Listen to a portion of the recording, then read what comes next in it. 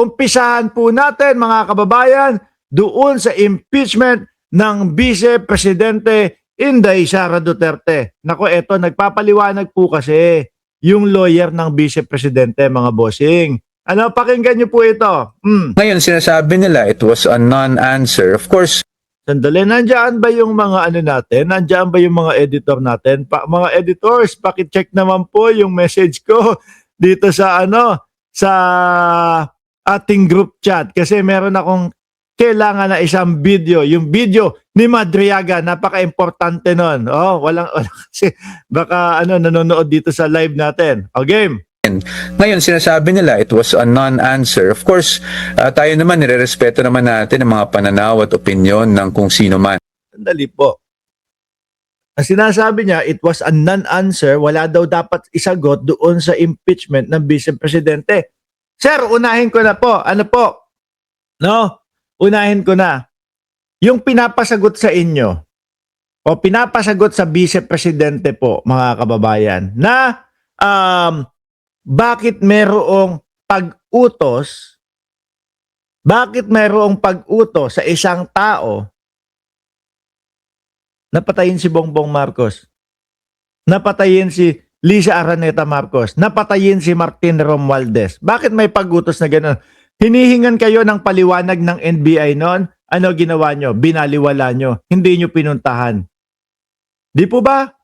Kasi kung ako, sabi ko nga sa inyo, lagi kong sinasabi, kung ako ang lalagay sa sitwasyon nila, tapos alam ko na tama ako, at alam ko na kaya kong ipaliwanag yung mga iyon, rerektahin ko, mabilisan, baka unang-una, mauna pa ako doon sa mismong lugar para i-explain ko yung mga nasabi ko. Di ho ba? Sa kanila ko kasi mga kababayan, ano po, ang nahahalata, napapansin ng mamamayang Pilipino, iniiwasan po nila lahat. At ang lagi nilang dinadahilan ho, kasi malakas si BP Sara sa susunod na eleksyon. Kaya, ito yung impeachment ginagawa sa kanya. Kasi tatakbo, nagdeklara si Sara Duterte sa pagkapangulo sa 2028. Kaya, ini-impeach siya ngayon. Hindi. Merong mga resibo na mga Mary Grace Piatos. Meron pong tao na nagsasabi nakakatanggap siya ng 25,000 piso hanggang 50,000 kada buwan na nakaputing sobre. At lalo na, mga kababayan, meron pang Madriaga na kakaharapin itong mga ito. Pero sa atin, doon talaga tayo nanggagaling na anong gusto mong sagutin namin doon sa complaint.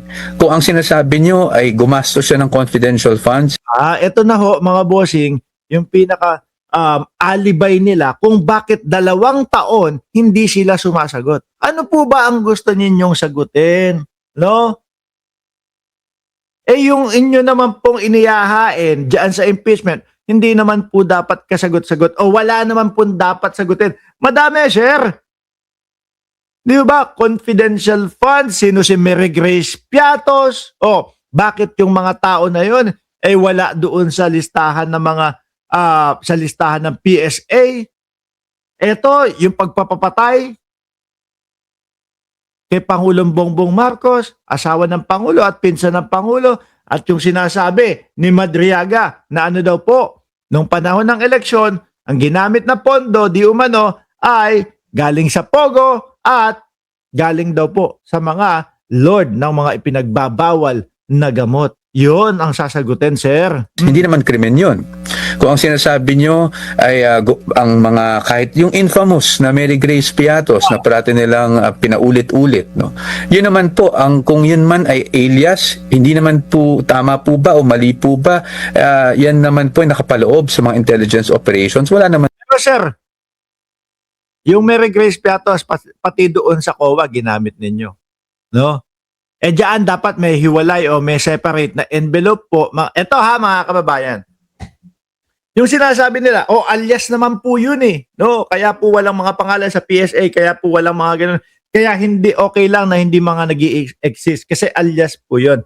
Mga bossing, kapag sila ho ay nagpasa ng mga dokumento patunay saan mo ginamit yung pera na yan, pagka ho ganun, mga bossing, kung lagamit ka ng alias, ang mangyayari po niyan, magsasubmit ka ng hiwalay na dokumento, hiwalay na envelope, para po doon nakasulat, nakalista, yung kung sino si Mary Grace Piatos.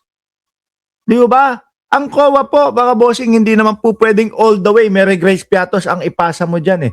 Hindi eh. Kailangan pa din po ng pagkakakilanlan. Kung sasabihin nila, malalagay sa alanganin yung totoong pangalan ng Mary Grace Piatos.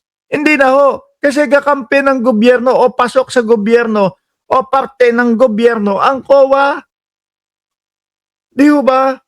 Kaya kinakailangan upang maiwasan po, mga kababayan, yung pagnanakaw sa kaban ng bayan at gamitin pa ulit-ulit yung pong confidential funds para makapagnakaw ng pera, kailangan mo pa ding ipaliwanag kung sino yung mga taong inilagay mo at pinagbilan mo ng mga kaalaman.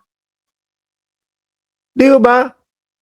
Para ma-justify na totoo. Yun, sir. Hindi mo pwedeng sabihin sa amin na, Mary Grace Piatos, yun yung pinasa namin sa COA. Hindi. Kailangan ng hiwalay na envelope para pagpapaliwanag kung sino si Mary Grace Piatos. Sa COA lang yun, sir, ha? Hindi na kailangan. Wala namang ganun. Hindi na kailangan sa publiko. Wala namang ganun.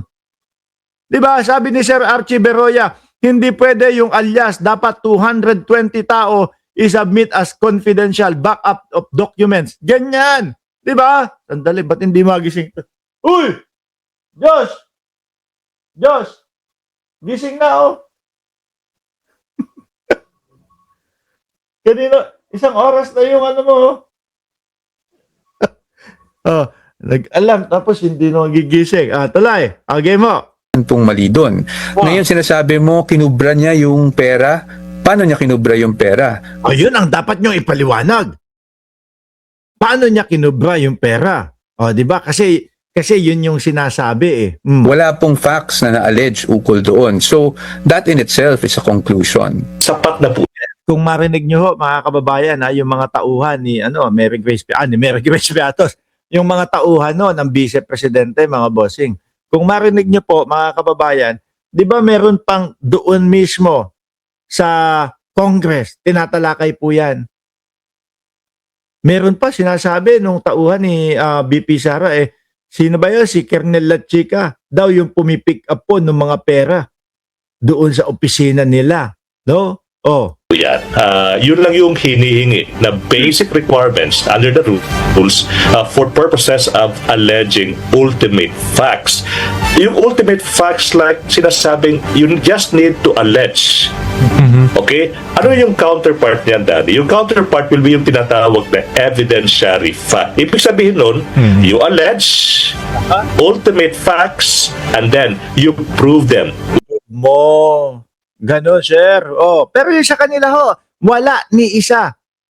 Halos isang taon na ho yata, mga kababayan. O 2 taon na, 2024. Wala pa din po silang ipinapaliwanag. At eto nga po, si Michael Poa, gusto niya i-justify. Ano ba gusto niyong sagutin namin? Wala namang dapat kasagot-sagot dyan.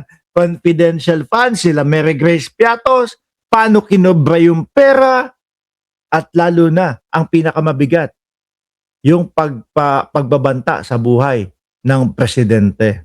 With evidentiary facts. Napaka-simple po, no? Kaya nga, with all due respect po, parang hindi ko po maintindihan yung ating counterparts in the... Alam niyo naman, mga DDS sila. Di ba? Alam naman ho natin, mga kababayan, mga DDS sila. Yan, mga lahing Marcoleta, mga Duterte, alam niyo na ibig ko sabihin doon. Defense team. In the sense na sinasabi nila, wala daw ultimate facts kasi nga hindi pa daw na-prove. Nako, mali yung kliyente mo. Huwag mo nang sagutin. Huwag ka nang mag-file ng counter affidavit. Hintayin mo na lang na magkamali. Baga talo na. Ibig sabihin ni Sir.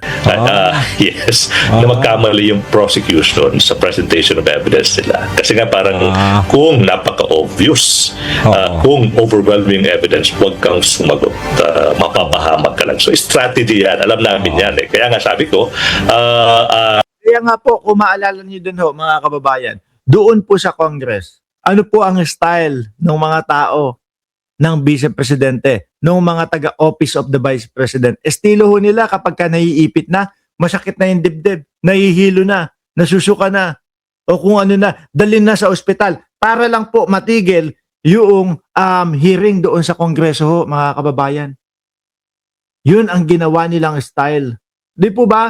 Kasi kapag ka nagtuloy-tuloy, ang mangyayari ho, lalo silang malulubog ho, mga bossing. Di ba? Sabi ulit ng kaibigan ko na si Sir Archie Beroya, wala naman talaga silang individual na maipapakita, no? Na nag-receive ng pera dahil diretso na sila. Eh, pwede naman nilang gawin ganito. O, takpan nyo yung mukha nyo. O, takpan yung mukha ng mga Mary Grace Piatos na ipepresenta ho nila, mga kababayan. Di ba? Tapos, habang takip, o sige, para doon sa kaligtasan ni Mary Grace Piatos. Pero, wag kayong magtataka kung tatanungin yan, kung i-cross-examine yan. Eh doon po magkakalaglagan malamang. Kagaya ng mga Gutesa at nung 18 Marites, mga bossing, di ba? Halata naman po na mga nagsisinungaling. Nagngangal-ngalan, nag-iiyakan nga ho mga boss. Bakit to? Eh paano ba namang hindi magngangal-ngalan, mag-iiyakan? Eh mga boss, biruin mo ba naman? Ano ang paniwala ng taong bayan sa kanila? Sinungaling sila.